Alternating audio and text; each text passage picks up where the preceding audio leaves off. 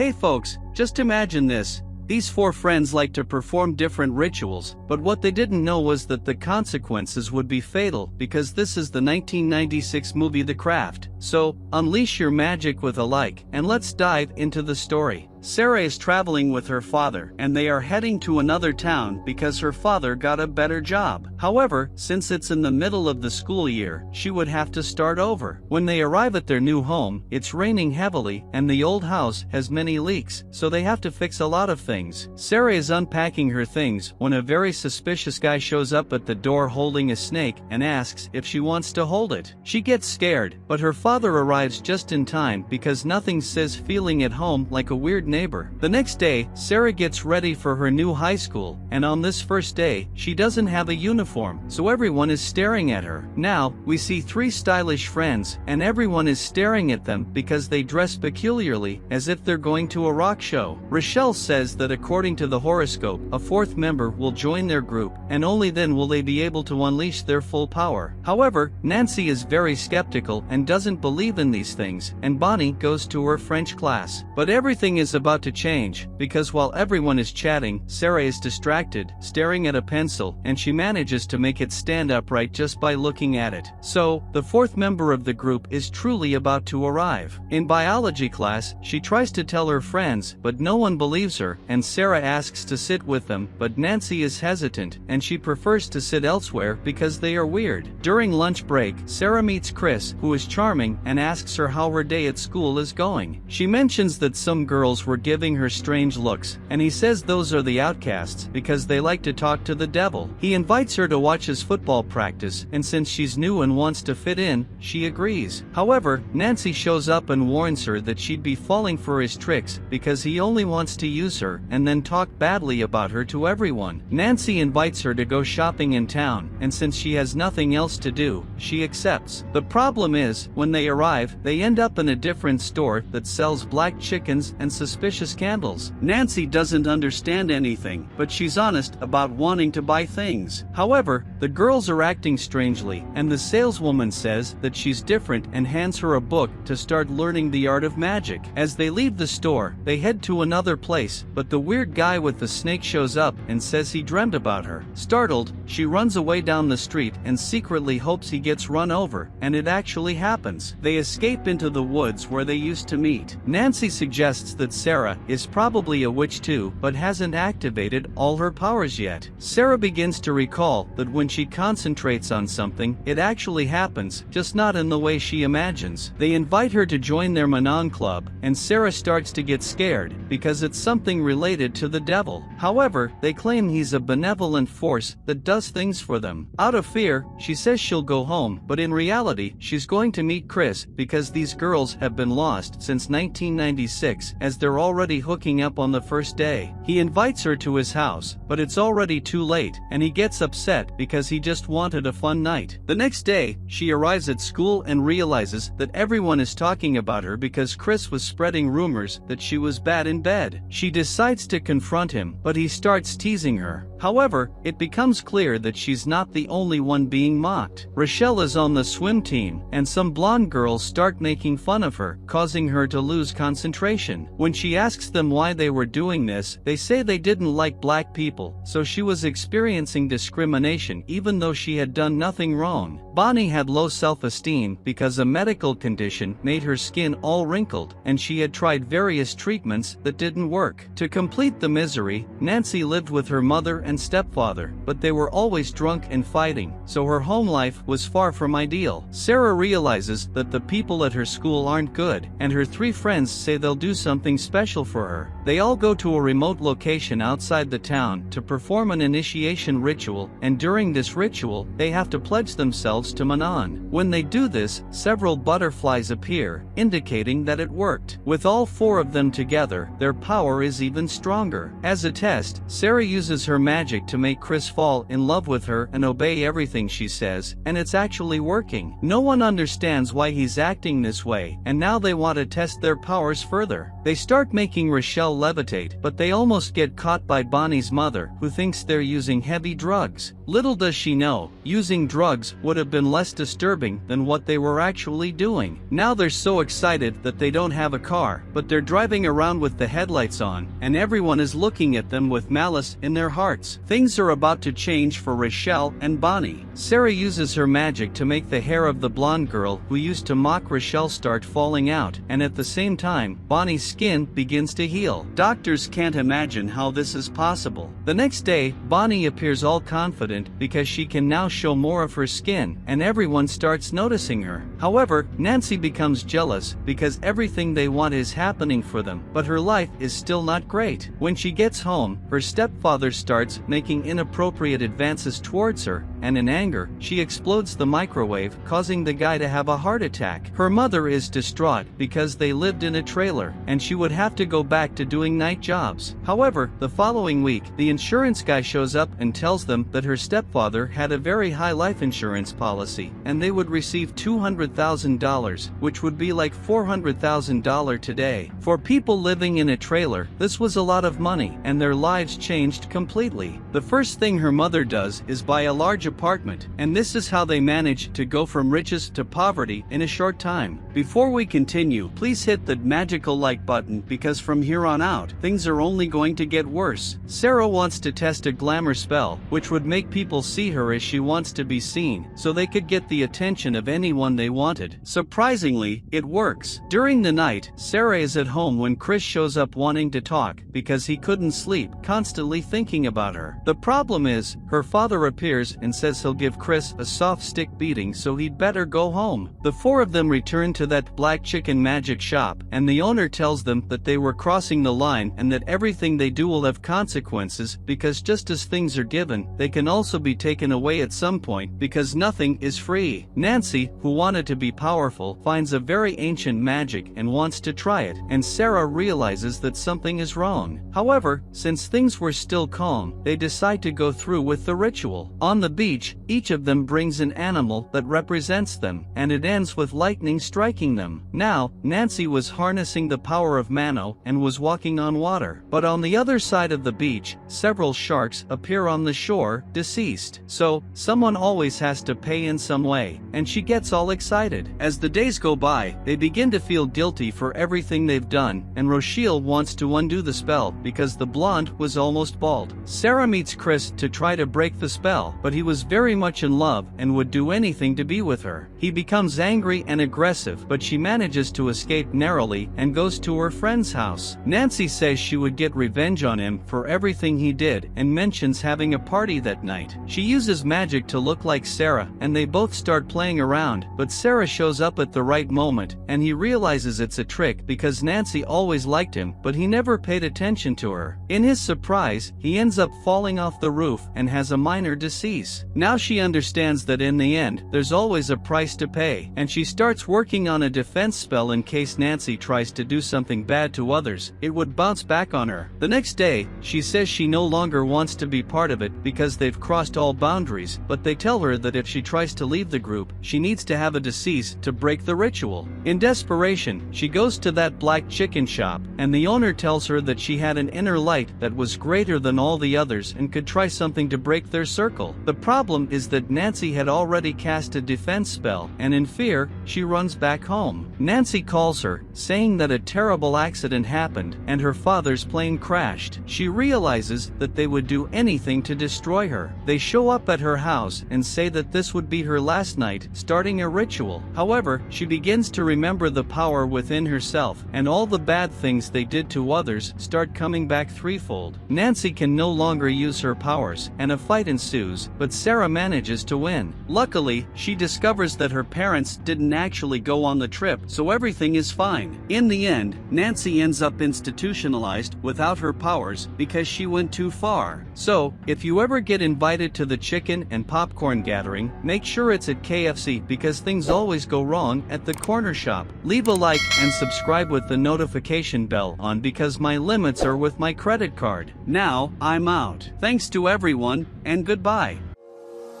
I walk a lonely road, the only one that I have ever known. Don't know where it